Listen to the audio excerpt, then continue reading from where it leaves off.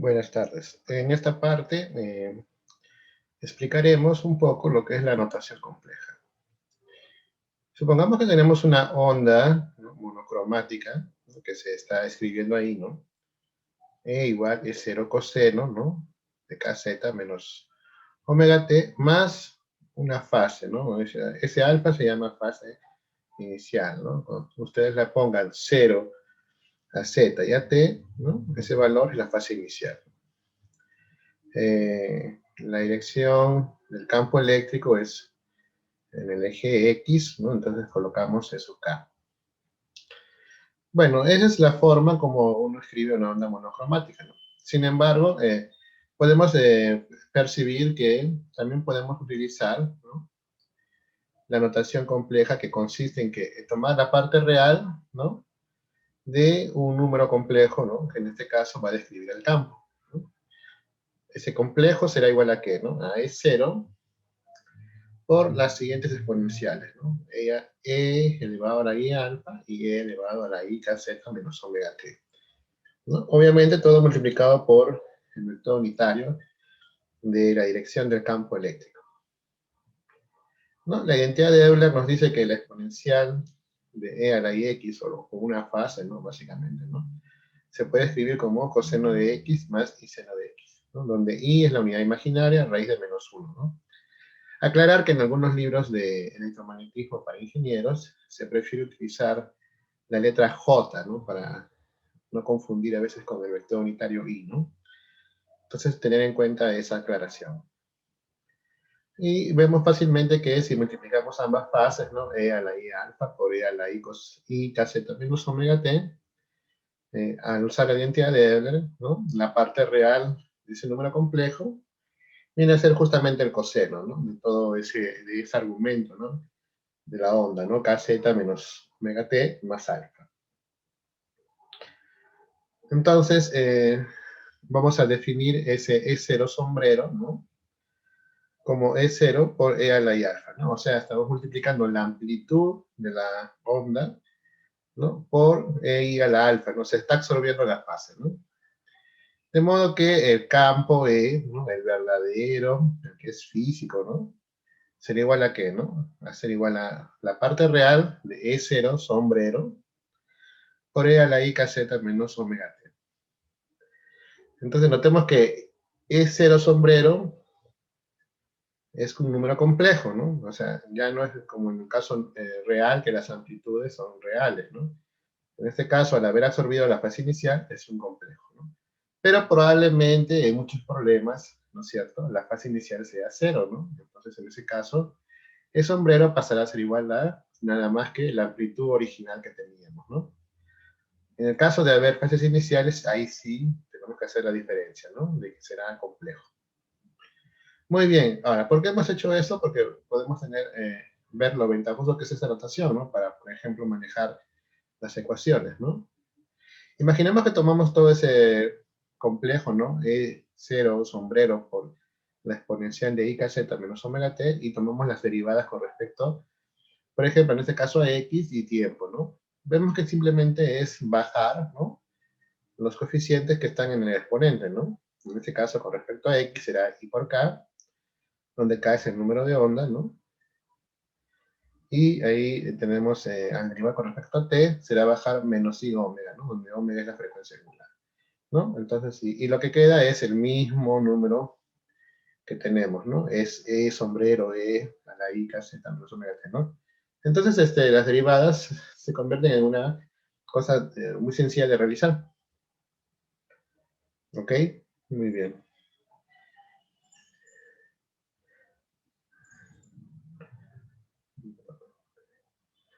Entonces, acá algo importante, ¿no?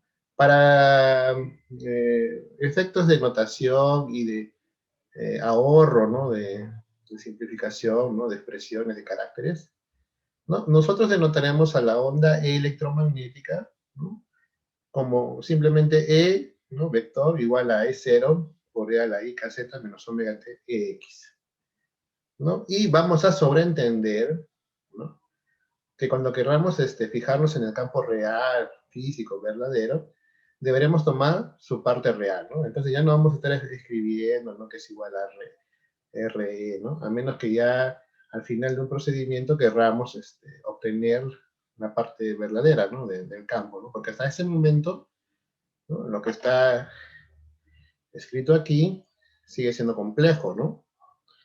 ¿No? Recuerden que para tener el campo verdadero deberíamos tomar la parte real, ¿no? Pero ya nosotros trabajaremos utilizando esta notación como si estuviésemos ya trabajando con el verdadero, con el campo eléctrico verdadero, ¿no? Entonces, esto de aquí se tiene que sobreentender, ¿no? O sea, al final siempre tomaremos la parte real, ¿no? O imaginario, ¿no? O sea, ¿qué pasa si tomamos la parte imaginaria? Es simplemente que, en el caso anterior, en lugar de trabajar con un coseno, por ejemplo, podríamos haber trabajado con un seno, ¿no? De kz menos omega t más alfa. Entonces, dependiendo de la elección que ustedes hagan, ¿no? Se tendría que tomar la parte real o imaginaria. Entonces, a continuación, en lo que viene adelante, ya se va a sobreentender que tenemos que tomar la parte real, ¿no? Muy bien. Un ejemplo para ver la simplicidad de esta rotación es el siguiente, ¿no? Acá tenemos una onda monocromática, ¿no es cierto? Cero sombrero, ¿no? A la I z menos omega t. Rápidamente encontramos las derivadas y, por ejemplo, el laplaciano de esa onda electromagnética se calcula de una forma muy sencilla, ¿no? De IK dos veces, ¿no? Porque se deriva dos veces, ¿no? Y menos 1 sobre c cuadrado, y aquí otra vez bajamos dos veces los exponentes, ¿no? Quedándonos la ecuación que ya conocemos, ¿no? Esto de aquí, ¿no? Si omega sobre k es igual a c, entonces es igual a 0 y satisface la ecuación de onda, ¿no? Entonces, la notación compleja nos ayuda a escribir rápidamente las ecuaciones, ¿no?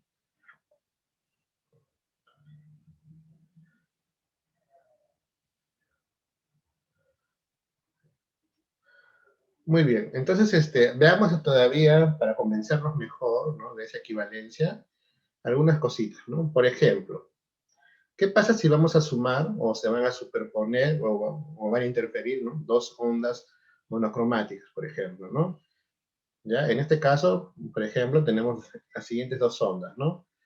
E1 y E2, ¿no? Ambas tienen diferentes amplitudes y fases iniciales diferentes, ¿no? Por eso tiene estas expresiones EI1 sombrero, EI2 sombrero, ¿no? Pero tienen el mismo número de onda y la misma frecuencia, ¿no? Obviamente esto, si lo vamos a trabajar como si fuesen las ondas verdaderas, las ondas reales, ¿no? Corresponde a sumar, obviamente, las partes reales de esto, ¿no? Entonces simplemente corresponde a sumar, ¿no? A este campo, sería, este es el verdadero, ¿no? Y este es el complejo, ¿no? O sea, usamos la misma letra porque, como explicamos hace un momento, estamos sobreentendiendo, ¿no? Que cuando querramos usar el campo verdadero, ¿no? Vamos a tomar la parte real, ¿no? Por lo tanto, al tomar la parte real de esto, es esto de aquí, ¿no? Coseno de kz menos omega t, y obviamente E1 sombrero ya tenía escondido dentro de sí la fase, ¿no? O sea, una fase delta 1, ¿no? Igual, el campo E2 será igual a E2 coseno z menos omega t más su fase, ¿no? Bueno, acá hay un error, acá deberían ser X e Y iguales, ¿no? ¿Ya? Aquí también parece que hay un error, ¿no? ¿Ya? Son los mismos vectores unitarios, ¿no? Cuidado. Muy bien. Entonces, ¿cómo hacemos la suma, no? En este caso, la suma es sencilla, ¿no? Si tenemos esta expresión compleja, la suma será igual a qué, ¿no? Como es la misma fase, ¿no? Se factoriza y tenemos que sumar, ¿no? De E1 y E2, que son los números complejos, ¿no? Entonces, en ese momento se acabó, ¿no? Dependiendo de los, si nosotros ya sabemos, ¿no? ¿Qué números son estos? Es sencillamente la suma, ¿no? En cambio, aquí, por ejemplo, tenemos que hacer, digamos, un procedimiento más largo, ¿no? Vamos a sumar E1 coseno de todo esto, más E2 coseno de todo esto, ¿no? Acá aparece la fase delta 1 y acá la fase delta 2, ¿no? Usando las identidades trigonométricas, separamos, ¿no? La parte que es kz menos omega t de delta de 1, ¿no? Igualmente aquí, ¿no? Kz menos omega t de delta de 2, ¿no? Acá el paréntesis hay un error, está mal colocado, ¿no? El paréntesis debería estar adentro, ¿no? Aquí, ¿no? Acá debería estar el paréntesis, ¿no? De paso, corregiremos esto también. Entonces acá será EX, ¿no? Listo, ya está corregido ya. Muy bien, entonces el coseno, nosotros sabemos que el coseno de una suma es el producto de cosenos menos el producto de senos, ¿no? Factorizando, ¿no? Luego de abrir esa expresión, digamos esto de aquí, ¿no? A un número multiplicado por el coseno de kz menos omega t y otro número multiplicado por el seno de kz menos omega t, ¿no? Todos con su vector unitario, ¿cierto? Muy bien. Aquí vamos a mostrar la equivalencia, ¿no? Vamos a mostrar que trabajar con los complejos o con estas expresiones sin iguales, ¿no? Por ejemplo, ¿qué cosa es E1 barra, perdón, E1 sombrero y E2 sombrero, ¿no? Justamente son las amplitudes originales E1 multiplicado por E a la I, y alfa 1 es la fase de la onda E1, ¿no? La fase inicial, ¿no? Igual aquí, E2 por alfa y a la alfa 2, donde alfa 2 es la fase inicial de la onda 2. Usando la identidad de Euler, abrimos estas expresiones, ¿no? Y encontramos que tenía una parte real y una parte imaginaria, ¿no? La parte real de esto será A, ¿no? Que será igual a E1 coseno de alfa 1 más E2 coseno de alfa 2, y la parte imaginaria será E1 por seno de alfa 1 más E2 seno de alfa 2. ¿No? Entonces, esta expresión E1 sombrero más E2 sombrero es equivalente a decir que es igual a A más IB, ¿no? Y vamos a multiplicarlo por esta fase, ¿no? Esta fase también, por identidad de Euler, se desdobla, ¿no? En su parte real más imaginaria. Total, que estamos viendo el producto, ¿no? Pero como nosotros al final, ¿no?, de todo esto vamos a estar interesados en la parte real, solamente vamos a calcular la parte real de este producto, ¿no? Que es, obviamente, será A coseno de kz menos omega t, menos B seno de coseno de seno de kz menos omega t. Y lo que viene es la parte imaginaria de este producto. Como solamente queremos la parte real de la suma, ¿no es así? Entonces la parte real será esto de aquí, ¿no? A, reemplazamos A, que es todo esto, por coseno de kz menos omega t, ¿no? Menos, ¿no? Recuerda que tenemos aquí IB más I seno nos da menos B, ¿no es cierto? Donde B es todo esto de aquí, entonces tenemos menos E1 seno de alfa 1 más E2 seno de alfa 2, seno de kz menos omega t. Por lo tanto, vemos que al tomar la parte real de la suma compleja, sigue correspondiendo, ¿no?, a la suma verdadera, ¿no?, de las ondas reales, ¿no? O sea, de las ondas que están, obviamente, no están usándose números complejos para representarlas, ¿cierto? Entonces coinciden, ¿no? O sea, este método es equivalente a usar este método, siempre que sepamos, ¿no?, en qué momento tomar la parte real, ¿no? Obviamente aquí hemos sumado, hemos separado y al final hemos tomado la parte real, ¿no?, de la suma, y estamos viendo que es igual, ¿no? Entonces, nuestro método está siendo consistente, ¿no? Y vemos que nosotros podemos, en este caso, aprovechar esta simplicidad para escribir la suma de los números complejos, ¿no? Podemos continuar con el ejemplo anterior y ir más lejos, ¿no? Sabemos que E1 y E2 sombreros son complejos, ¿no? Entonces la suma de complejos es un número complejo que lo llamaremos E3 sombrero, ¿no? E3 sombrero será el módulo de 3 por la fase, ¿no?, de E3. Entonces, ¿cómo hallamos estos valores, ¿no? E3 y alfa 3. Bueno, nuevamente, ¿no?, acá tenemos la expresión usando la identidad de Euler de cómo abrimos, ¿no?, estos complejos de aquí, ¿no? Aquí tenemos A, aquí tenemos B, ¿no es cierto? Entonces, la suma de estos dos números complejos es A más IB, ¿ya? Por lo tanto, el módulo de esa suma, nosotros ya conocemos las propiedades de los números complejos, es igual a ¿qué, no? O sea, el módulo al cuadrado de un número complejo es igual a la parte real al cuadrado más la parte imaginaria al cuadrado, ¿no? Entonces, elevando a cuadrados, ¿no?, obtenemos que E3 al cuadrado es este valor de aquí, ¿no? O sea, se suman y nos queda ¿qué cosa? La suma de los módulos originales, ¿no?, E1 y E2 al cuadrado, más el doble producto por este número trigonométrico, ¿no? O esta expresión trigonométrica, ¿no? Coseno de alfa 1 por coseno de alfa 2 más seno de alfa 1, seno de alfa 2. Que nosotros sabemos que se puede escribir como el coseno de alfa 1 menos alfa 2, ¿no? Por lo tanto, E3 será la raíz de todo ese valor, ¿no? Entonces, conociendo las fases, ¿no es cierto? Alfa 1 y alfa 2, y conociendo las amplitudes E1 y E2, encontramos el módulo de 3, ¿no? Finalmente, la amplitud, bueno, acá dice alfa, ¿no? Acá también debería ser alfa por consistencia, ¿no? Alfa 13, ¿no? Es igual a qué, ¿no? Acá también es alfa 3, ¿no? Básicamente es usar nuestro conocimiento de los números complejos, ¿no? La tangente de alfa 3, ¿no? Será igual a qué? A la parte imaginaria sobre la parte real, ¿no? En este caso, la parte imaginaria es esta, ¿no? B, E1 seno alfa 1 más E2 seno alfa 2, y la parte real es E1 coseno alfa 1 más E2 coseno alfa 2, ¿no? Entonces, dado un número complejo A más B, la tangente, ¿no? Del ángulo que está en la fase es esa de aquí, ¿no?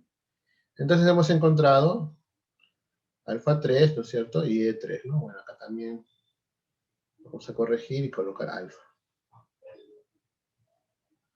Podemos hacer lo mismo si partimos o partiendo, ¿no? De los campos reales, ¿no? E1 coseno de caseta menos omega t más alfa 1 o más sigma 1, ¿no? Perdón.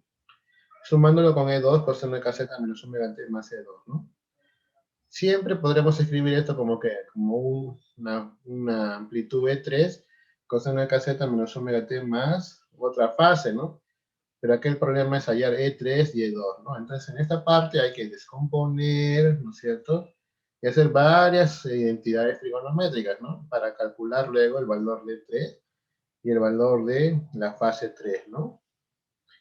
Por ejemplo, aquí ya tenemos algo avanzado, ¿no? Ya hemos descompuesto, ya lo hemos colocado, ¿no? Como dos números diferentes, ¿no? Por el coseno y el seno, ¿no? Entonces podríamos agrupar estos dos, ¿no? De acá tenemos que sacar un factor común a ambos, y lo que resta lo podemos expresar como el coseno de caseta menos omega t más una fase, ¿no? Entonces ahí todavía tenemos que usar propiedades trigonométricas, ¿no? Entonces ahí vamos viendo cómo es que la notación compleja es ventajosa, ¿no? Porque acá tenemos que hacer más operaciones para hallar las variables y acá mucho menos, ¿no? O sea, es más sencillo trabajar con la notación compleja, ¿no? ¿Ok? Entonces, como ejercicio, ustedes pueden verificar que al hacer esto deben encontrar los mismos valores de E3 y alfa 3, ¿no? O al menos eh, aquí, ¿no? El de aquí, ¿no? Tangente, o al menos el mismo valor de la tangente, ¿no? Bueno, eso concluye la parte de la notación compleja, ¿no? No es en sí muy complicado, ¿no? Ahora vamos a ver algunas cositas de la propagación de ondas en medios que no sean el vacío, ¿no? Medios materiales, por ejemplo. En este caso tenemos cómo se escriben las ecuaciones de Maxwell, ¿no?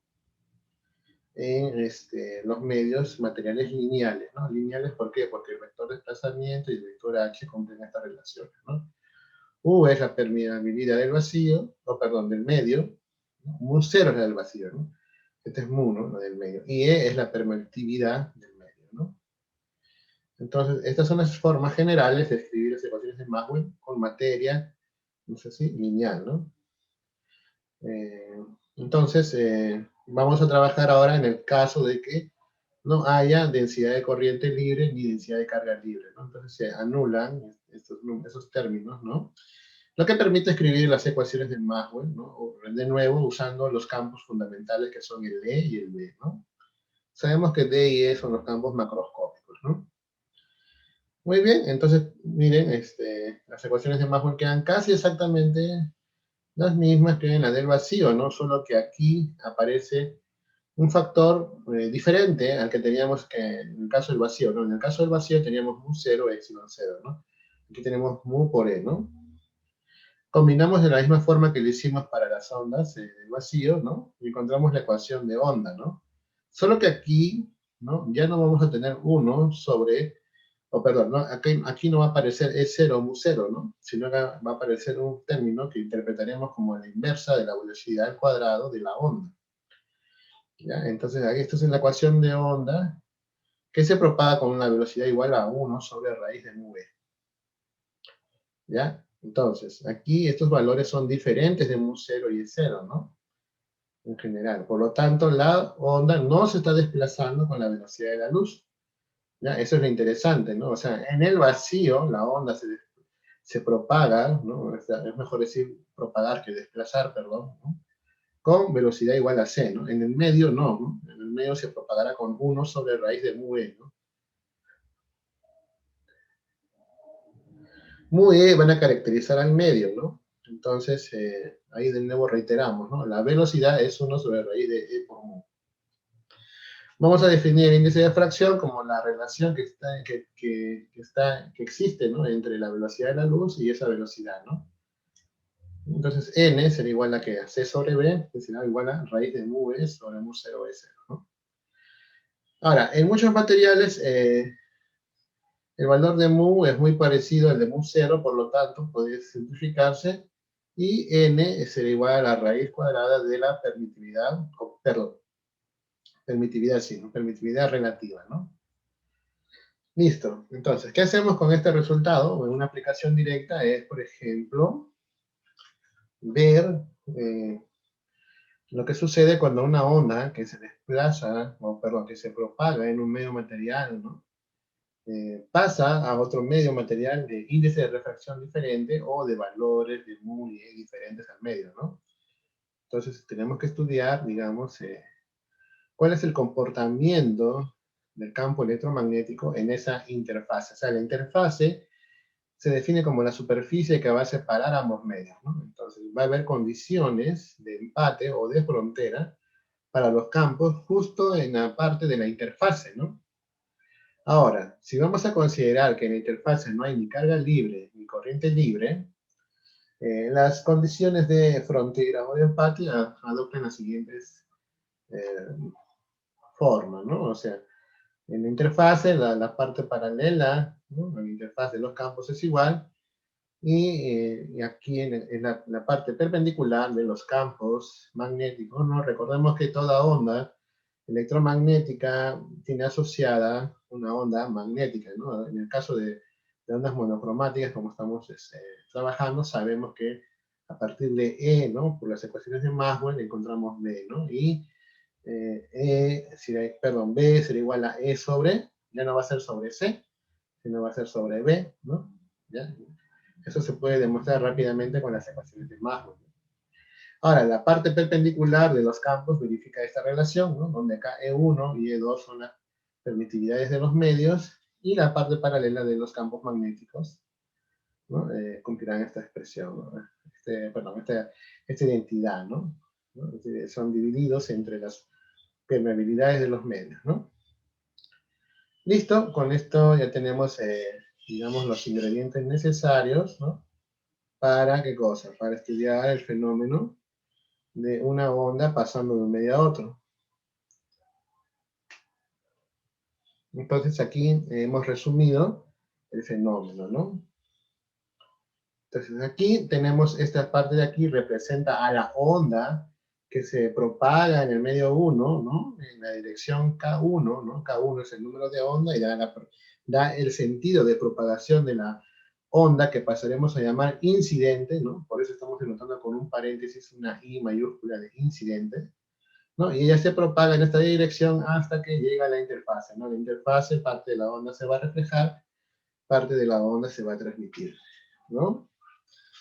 Veamos acá. Entonces, como se transmite, su número de onda será K2, ¿no? Otro número de onda, ¿no?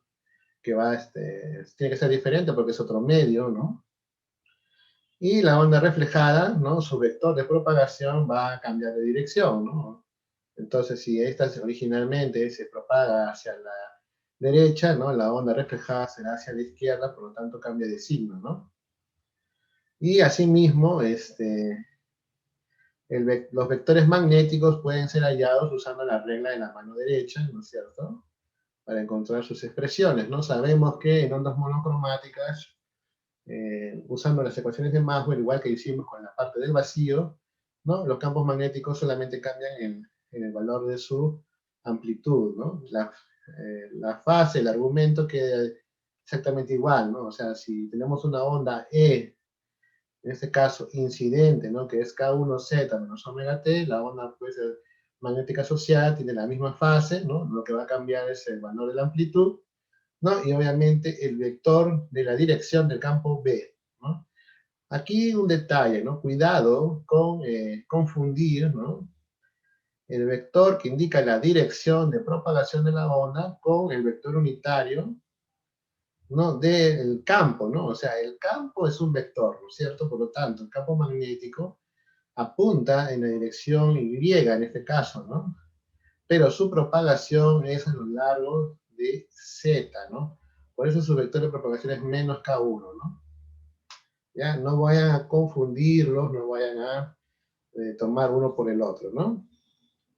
Muy bien, entonces ya tenemos la descripción de la onda incidente, bueno, la onda eléctrica en este caso, ¿no? La parte que se transmite tendrá su propia amplitud, ¿no? Con el sombrerito, ¿no? Que obviamente quiere decir que absorbe la fase, ¿no? Y en este caso sería K2Z menos omega T, ¿no? Ahora, K2Z es ¿qué cosa? Es diferente de K1 porque son medios diferentes, ¿no? Y para la parte reflejada tenemos que cambiar el valor de K1, ¿no? Para indicar que se está propagando en la dirección menos Z, ¿no? Porque estas dos se propagan en más Z y esta en menos Z. Asimismo, con la regla de la mano derecha, ¿no? Encontramos que los campos magnéticos se comportan de la siguiente forma, ¿no?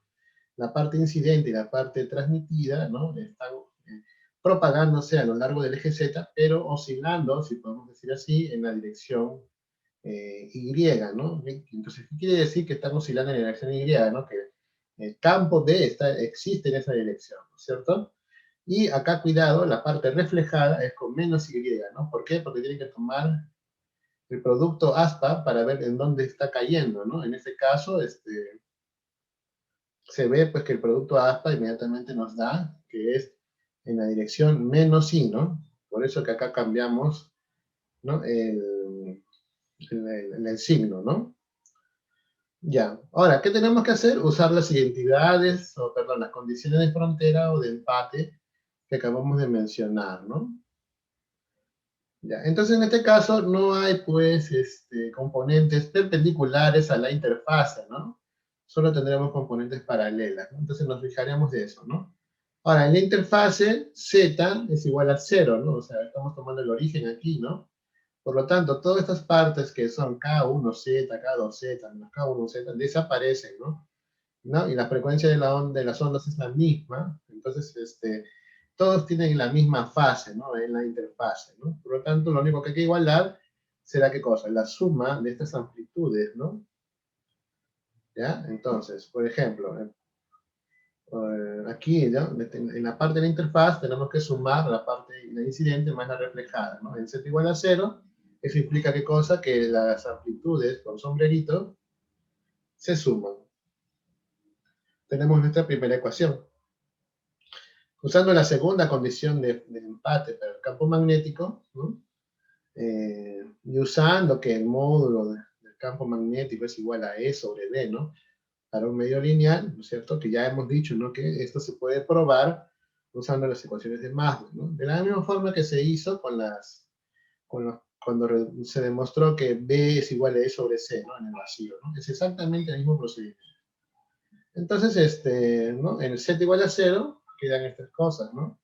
Los módulos con sombrero, ¿no? De B, ¿no? La parte reflejada menos la incidente y acá tenemos la transmitida, ¿no? Entonces, reemplazando estos valores de B, ¿no? E sobre la velocidad, ¿no? En la parte izquierda es sobre B1 y en la parte derecha es sobre B2, ¿no? Entonces pasamos a multiplicar arriba y tenemos esto de aquí, ¿no? Por último, vamos a asumir que estamos trabajando en materiales donde las permeabilidades son todas parecidas, ¿no? A la permeabilidad del vacío, ¿no? O sea, no son muy diferentes, ¿no? Lo que nos lleva a la segunda ecuación. Esta de aquí, ¿no? Entonces tenemos la suma y la diferencia de las expresiones de sombrero, ¿no? De las amplitudes complejas, vamos a decirlo así, ¿no? Lo que el resto es hacer álgebra para despejar cada una de ellas, ¿no?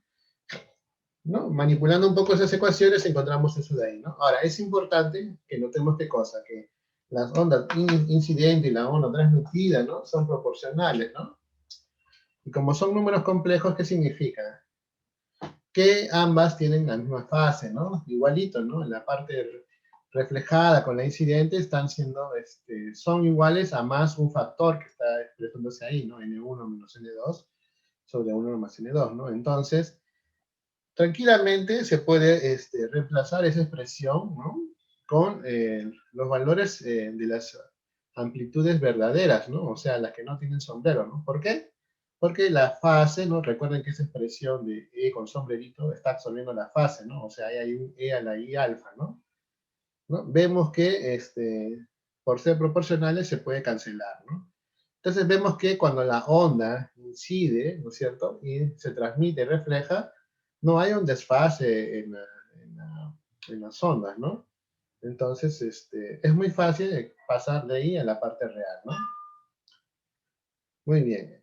El siguiente ejercicio simplemente pide qué cosa, que encuentren las relaciones entre las intensidades promedio, ¿no? ¿Ya? De las ondas, ¿no? Entonces, tiene que calcular la intensidad promedio de la onda incidente, ¿no? Recuerden cómo calcular, ¿no? La intensidad es, ¿qué cosa? Es el valor medio del módulo del vector de Poynting, ¿no? ¿Ya? Entonces tienen que calcular E por B, ¿no es cierto? Tomar valor medio, ¿no? El coseno de todo eso, ¿no? Entonces, no va a ser muy complicado, ¿no? Solo tengan cuidado, ¿no? ¿No? Reconstruyan la parte real, ¿no es cierto? ¿Ya? La fase, ustedes van a terminar viendo que cuando tomen el promedio no va a desaparecer, ¿no es cierto? Entonces, las relaciones entre las amplitudes se mantienen y son las que están ahí en la pantalla, ¿no? Solo un detalle, ¿no? Cuando se trabaja en un medio material, el vector de Poynting también se modifica, ¿no? O sea, ya no es 1 sobre mu 0 E aspa B, ¿no? Sino 1 sobre mu, ¿ya? Importante para cuando hagan el ejercicio, ¿no? ¿Ya?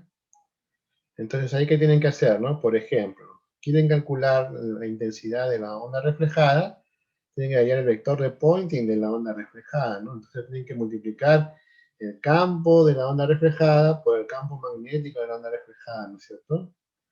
¿No? Y a ese coseno que aparecerá por ahí, tomar el valor medio, ¿no? Así calculan la intensidad de la onda reflejada. Y lo mismo se hace para la parte transmitida y para la parte incidente, ¿no? Entonces, al hallar esas relaciones entre intensidades, ¿no? Son justamente lo que define a los coeficientes de reflexión y de transmisión, ¿no? Ya, entonces muy bien, ¿no? Es un ejercicio para que apliquen todo lo que hemos aprendido, ¿no? Pasar de la parte compleja a la real, ¿no? ¿Ya? Y reemplazar esos datos, ¿no? Entonces, traten de reproducir, digamos, algunos cálculos, ¿no? Para que vean que no es muy complicado. Entonces, eso es lo que sucede, ¿no? Cuando una onda pasa de un medio a otro, ¿no? ¿Ya? Bueno, se puede hacer más complicado, ¿no? Podemos hacer también estudiar el caso de la incidencia oblicua de una onda, ¿no? Es mucho más interesante, ¿no?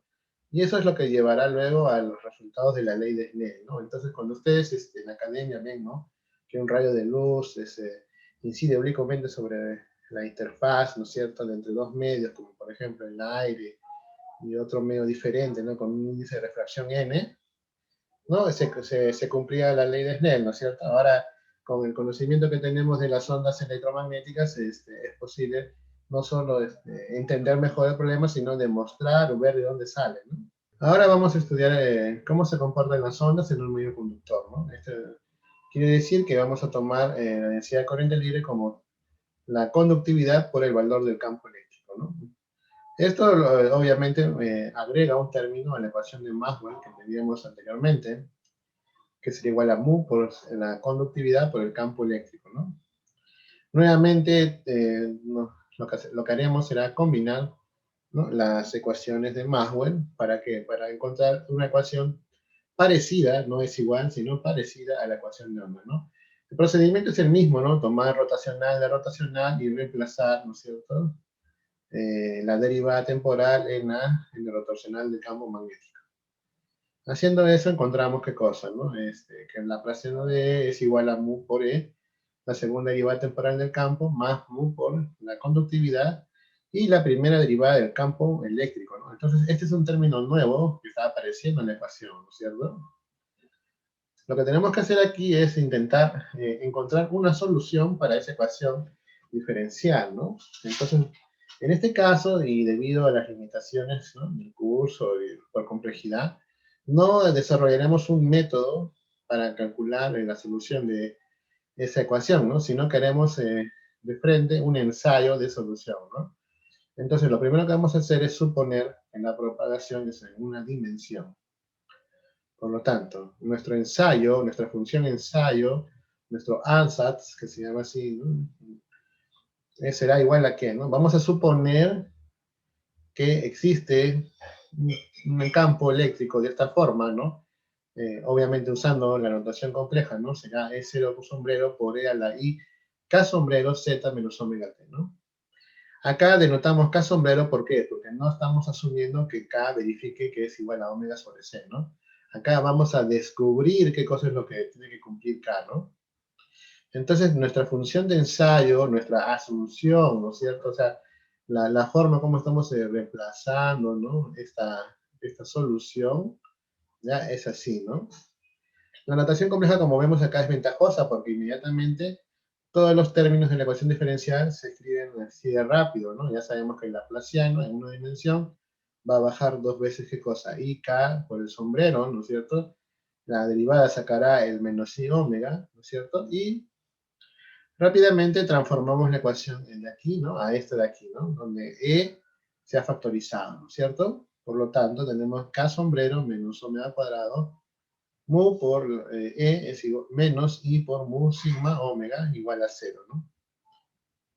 ¿Ya? Entonces, esta ecuación de aquí, o esta relación de aquí, ¿no?, determina el valor de K sombrero, ¿no? Porque E no puede ser 0, obviamente, ¿no? Si no, no habría, pues, solución, ¿no? Entonces, para que esta igualdad se satisfaga, ¿no?, K sombrero debe igualar a este número, ¿no? Ahora, vemos que este número no es real, ¿no? Es un número complejo, ¿no? Por lo tanto, K sombrero tendrá una parte real y una parte imaginaria, ¿no? Que la estamos escribiendo aquí, ¿no? K real más I veces K imaginario. ¿Ya? Entonces, se tiene que hacer una manipulación de los números para poder, a partir de estos valores, hallar, pues, acá, perdón, acá sería muy sencillo si lo dejamos así, ¿no? En realidad, al haber hecho, el, eh,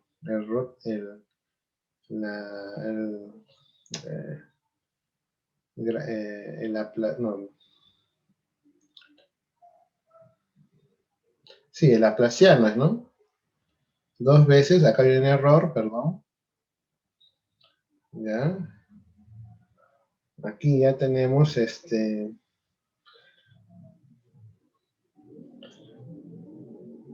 ¿no?, que es K sombrero cuadrado, ¿no? Ahora sí, ¿no? Porque si no, sería inmediato, pues, ¿no?, igualar la parte real con la parte imaginaria, ¿no? Ahora sí, ¿no? Acá tenemos que calcular la raíz cuadrada de un número complejo, que eso va a tomar unos minutos, un cálculo, ¿no? Por lo tanto, ahora sí, ¿no? K sombrero será la parte real más su parte imaginaria. Finalmente, cuando escribamos la onda, ¿no?, reemplazaremos, ¿no?, el valor de K sombrero, ¿no?, que será igual a que, aquí en este caso tenemos E0 sombrero, E a la I, K real más I, K imaginario, ¿no es cierto?, por Z menos omega T.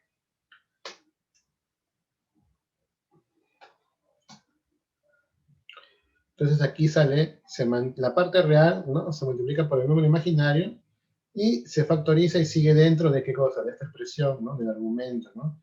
E a la I, KR, Z menos omega T. Pero acá tenemos algo interesante, ¿no? La parte imaginaria, ¿no? Se va a multiplicar con I y nos va a quedar qué cosa, una exponencial real, ¿no? Que está decayendo, ¿no? E a la menos K imaginaria Z. De tal forma que la forma compleja de la onda es esta de aquí, ¿no? Ahora, si queremos llevarlo, ¿no? A las partes verdaderas, reales, ¿no? ¿Qué tenemos que hacer? Ya sabemos que se sobreentiende que hay que tomar la parte real, ¿no?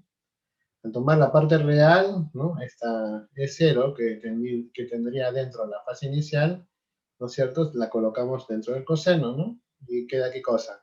La amplitud, ¿no? De la onda eléctrica, ¿no? Que sería E0 por E a la menos K imaginario Z, ¿no? Y lo demás sigue el mismo camino, ¿no?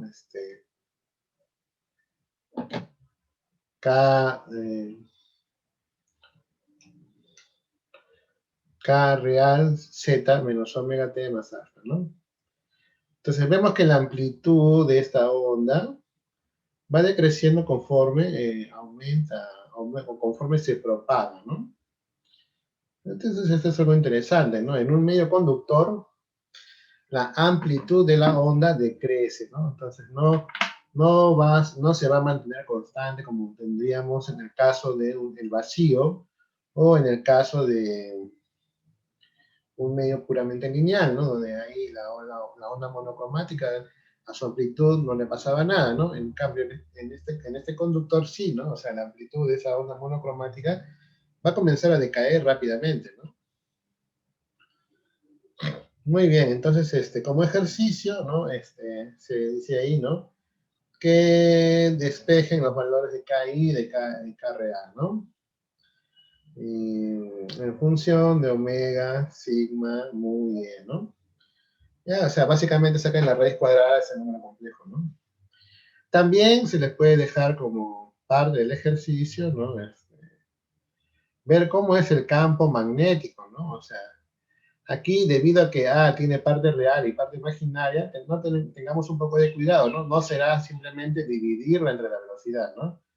Ahí será útil que usemos las ecuaciones de Maxwell, ¿no? Para encontrar la expresión del campo magnético, ¿no? Es un ejercicio bonito, no muy largo, y que nos muestra un detalle interesante, ¿no? Pero solamente van a descubrirlo si hacen el ejercicio, ¿no? Bueno, esa sería la explicación de las diapositivas, ¿no? Entonces, tomen en cuenta esas pequeñas correcciones que hemos realizado ya, sobre todo la última es la más importante, ¿no? No era K, ¿no? Sino K cuadrado, ¿no? O sea, acá esta parte K sombrero, ¿no? ¿Ya? Muy bien. Entonces tengan cuidado ahí, ¿no? Ya. Entonces, chicos, eso sería todo, ¿no? Hemos explicado rápidamente, ¿no? Qué cosas son las diapositivas que hemos enviado, no hemos reducido, hemos acortado, ¿no? Las partes que no son necesarias simplemente para una cosa rápida y dar claridad, ¿no? Entonces, eso sería todo, muchachos. Suerte mañana.